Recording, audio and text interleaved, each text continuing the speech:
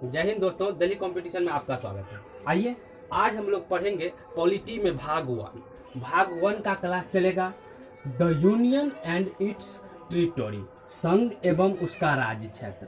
समझ गए? तो आज हम लोग संघ एवं उसका राज्य क्षेत्र के बारे में वर्णन करेंगे जो कि भाग 1 में है, संविधान के भाग 1 में। तो आइए जानते हैं कि भाग 1 में अनुच्छेद कितना है। तो 1 से 4 तक अनुच्छेद है भाग 1 में, आपको पता है। इससे पहले और आपको पता है कि भाग 2 में अनुच्छेद 5 से लेकर 11 तक है और भाग 3 में 12 से 35 तक। जितना आगे हम पढ़ाएंगे आपको भाग आर्टिकल बताते जाएंगे उतना आगे। तो चलिए आज हम लोग पढ़ेंगे भाग 1 के बारे में, जिसमें 1 से लेकर 4 तक आर्टिकल है। सबसे पहला आर्टिकल ये है, कहता है कि भारत एक यानी भारत राज्यों का संघ है, संघ यूनियन है। समझ रहे हैं बातों को? भारत राज्यों का संघ है। अब आपको पता रहना चाहिए कि संघ किसे कहते हैं। हम लोग जिस एरिया में रहते हैं वो एक यूनियन है, भारत यूनियन है। समझ रहे बातों को? देखिए ये 3 चीजें होता है, एक होता है कन्फेडरल, एक होता है फेडरल और एक होता है यूनियन। तो कन्फेडरल का मतलब ये परिसंघ, यानी छोटे छोटे राज्य मिलकर एक देश का निर्माण करता है, उसे कहते हैं परिसंघ। लेकिन इसका एक रीजन है कि इसमें से जब चाहे राज्य अलग हो सकता है। समझ रहे हैं बातों को? इसमें जब चाहे राज्य अलग हो सकता है कन्फेडरल में। और उसके बाद हम लोग जानते हैं फेडरल के बारे में। तो देखिए फेडरल का अभी कहना यही है कि छोटे छोटे राज्य मिलकर एक देश बनाता है और अलग इसमें भी हो जाता है। लेकिन ये हो गया माने परिसंघ जितना है ना उससे थोड़ा हाई लेवल का है संघ। समझ रहे बातों को? परिसंघ से हाई लेवल का संघ है और उससे थोड़ा कम लेवल का परिसंघ है। और उसके बाद यूनियन जो है, यूनियन का मतलब ये हुआ कि छोटे छोटे राज्य मिलकर एक देश बनाएगा, लेकिन इसमें से कोई राज्य चाहे कि मान लो अगर भारत एक यूनियन है, ये तो आपको पता है। तो यदि कोई चाहेगा कि भारत का राज्य कि हम भारत से अलग हो जाए, तो ये नहीं हो सकता है, क्योंकि भारत एक यूनियन है और भारत से कभी भी राज्य अलग नहीं हो सकता। जम्मू और कश्मीर अजमाते अजमाते रह गया, लेकिन भारत से अलग नहीं हो पाया। समझ रहे हैं? तो चलिए आप लोग कन्फेडरल, फेडरल और यूनियन, इन 3 बातों को अच्छे से समझिए। तो हम जो भारत में रह रहे हैं वो क्या है? एक यूनियन है। समझ रहे हैं? तो भारत एक यूनियन है। यदि आपको देखिए बहुत सारे एग्जाम में पूछा गया था कि भारत क्या है, तो उसमें ऑप्शन दिया था कि यूनियन, संघ और कुछ दिया था। तो आपको संघ नहीं मारना है, समझ गए? यूनियन मारना है। क्योंकि देखिए फेडरल का भी हिंदी संघ होता है, तो संघ का तो 2 मीनिंग, एगो फेडरल एगो यूनियन। तो आपको यानी ऑप्शन में दिया रहेगा संघ भी और यूनियन भी, तो आप लोग यूनियन मारिएगा। समझ गए? फेडरल का हिंदी भी संघ होता है और यूनियन का हिंदी भी संघ। तो इतना आप लोग समझिए। उसके बाद देखिए अनुच्छेद 1 का ही कहना है कि राज्यों को पहली अनुसूची में रखा गया, यानी भारत के जो राज्य है या फिर कोई भी राज्य, लेकिन हम भारत की बात कर रहे हैं, तो भारत का जो राज्य है उसे अनुसूची 1 में रखा गया है। तो हम इसके लिए अलग से एक स्पेशल क्लास बना दिए हैं, अनुसूची का पर अलग से एक वीडियो बनाए हैं। तो आप लोग उस वीडियो में जाकर देख लीजिए, हम इस वीडियो के डिस्क्रिप्शन में इसका लिंक दे देंगे। समझ रहे हैं बातों को? तो आप लोग राज्य को पहली अनुसूची में रखा गया, तो हम अनुसूची के लिए स्पेशल एक वीडियो क्लास दिए हैं, तो उसको इस यानी वीडियो के डिस्क्रिप्शन में लिंक दे देंगे, आप लोग देख लीजिएगा। उसके बाद कहता है कि 3 प्रकार का क्षेत्र होता है। क्या आपको पता है कि क्षेत्र कितने प्रकार के होते हैं? क्षेत्र 3 प्रकार के होते हैं। सबसे पहले राज्य, उसके बाद यूटी का मतलब क्या? केंद्र शासित प्रदेश। समझिए? और तीसरा है अर्जित क्षेत्र।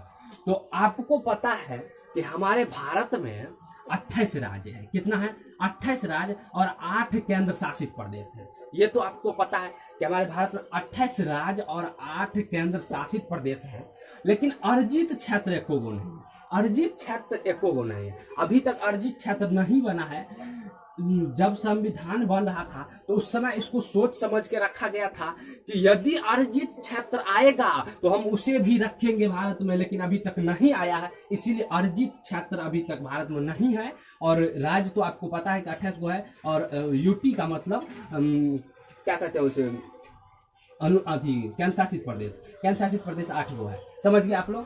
तो इनके बारे में समझ गए। अनुच्छेद 1 क्लियर हो गया, आप लोग समझ गए कि अनुच्छेद 1 का कहना क्या है, समझ गए। चलिए अब अनुच्छेद 2 के बारे में जानते हैं। आर्टिकल 2, आर्टिकल 2 का कहना यह है कि संसद को ये अधिकार प्राप्त है कि यदि कोई विदेशी राज्य भारत में शामिल होना चाहता है तो उसे संसद शामिल कर सकता है बिना राष्ट्रपति के आज्ञा के। समझ रहे हैं?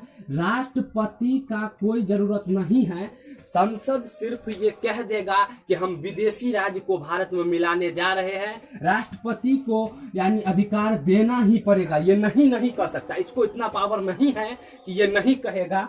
ये आर्टिकल अनुच्छेद 2 में लिखा गया है कि राष्ट्र यानी संसद को ये अधिकार प्राप्त है कि विदेशी राज्यों को भारत में मिला सकता है। अब आप कहिएगा कि कभी विदेशी राज्य को भारत में मिला गया, तो क्या आपको पता है कि ये जो सिक्किम है, सिक्किम जो है भारत के मैप जब हम पढ़ाएंगे तो उसमें आपको बता देंगे कि सिक्किम कहाँ है। तो ये सिक्किम एक विदेशी राज्य था, लेकिन इसे भारत में मिलाया गया। कब मिलाया गया? तो देखिए 16 मई 1975 को सिक्किम को भारत का एक राज्य बनाया गया। लेकिन देखिए सिक्किम ने कहा भारत को कि हम आपके यानी आप में मिलना चाहते हैं, भारत में मिलना चाहते हैं। समझ गए? तो क्या आप हमको भारत में हमें एक भाग को केरला, एक भाग को इधर, एक भाग गुजरात में, एक भाग को यानी कहीं से कहीं नहीं भेज दीजिएगा भारत का। देखिए हमारे देश में मिलिएगा तो हम जितने यानी हमारे देश में जितने राज्य हैं उनको जो सुविधाएं मिल रही है वो आपको भी मिलेगा। तो सिक्किम सहमत हो गया कि ये कह रहा है कि जो यानी सब राज्य को मिल रहा है वो मुझे भी मिलेगा। तो सिक्किम भारत में शामिल होने के लिए सहमत हो गया।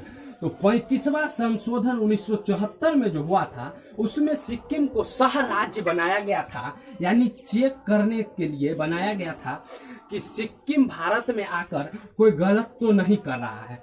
तो इसे 1974 35वां संशोधन के तहत सह राज्य बनाया गया। लेकिन जब 36वां संशोधन चालू हुआ तो 36वां संशोधन 1975 में सिक्किम को 22वां राज्य बनाया गया। कहाँ का? तो भारत का। तो ये सिक्किम जो था ये एक विदेशी राज्य था, लेकिन इसे 16 मई 1975 को भारत में जोड़ा गया और 36वां संशोधन 1975 के तहत इसे 22वां राज्य भारत का बनाया गया। तो आप लोग समझ गए बातों को। आर्टिकल 2 का कहना यही था। तो आप लोग अनुच्छेद 1 और अनुच्छेद 2 को समझ गए अच्छे से। अब है अनुच्छेद 3। तो चलिए अनुच्छेद 3 के बारे में जानते हैं। क्या कहता है अनुच्छेद 3? अनुच्छेद 3 का कहना यह है कि संसद को यह अधिकार प्राप्त है कि भारत के किसी भी राज्य का नाम, सीमा और क्षेत्र में परिवर्तन कर सकता है। समझ गए? बिना राष्ट्रपति के अनुमति। देखिए हम अनुच्छेद 2 में भी लिख दिए हैं पूर्व अनुमति के, राष्ट्रपति के पूर्व अनुमति के, यानी बिना राष्ट्रपति के अनुमति का भी ये संसद को अधिकार प्राप्त है। वो भारत के राज्यों का नाम, सीमा, क्षेत्र में परिवर्तन कर सकता है। इसके लिए राष्ट्रपति को ये पूछता भी है तो राष्ट्रपति को जवाब देना पड़ेगा हाँ, ये नहीं कर सकता। इतना पावर राष्ट्रपति को नहीं। समझ गए आप लोग? तो चलिए अब हम बता रहे हैं कि कब किस क्षेत्र का नाम बदला गया। तो आपको पहले पता है कि बिहार जो है इसको झारखंड के साथ संशोधन किया गया था 15 नवंबर 2000 को। समझ रहे हैं? और ये एमपी जो है इसको छत्तीसगढ़ के साथ किया गया था। कब? तो 1 नवंबर 2000 को मध्य प्रदेश को छत्तीसगढ़ के यानी मध्य प्रदेश से छत्तीसगढ़ बनाया गया। समझ गए?